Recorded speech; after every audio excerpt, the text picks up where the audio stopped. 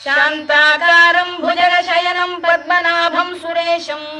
విశ్వాధారం గగన సదృశం మేఘవర్ణం శుభాంగం లక్ష్మీకాంతం కమలనయనం యోగి హృద్ధ్యానగమ్యం వందే విష్ణుం భవభయహరం సర్వలోకైకనాథం మేఘశ్యామం పీతకౌశేయవాసం శ్రీవత్సాంకం కౌస్తుభోద్భాసితాంగం పుణ్యోపేతం పుండరీకాయతాక్షం విష్ణుం వందే సర్వలోకైకనాథం నమః సమస్తభూతానామాదిభూతాయ భూభృతే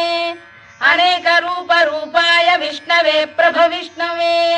సశంఖ చక్రం సకిరీట కుండలం సపీత వస్త్రం సరసీరుహేక్షణం సహార వక్షస్థల శోభి కౌస్తుభం నమామి విష్ణుం శిరసా చతుర్భుజం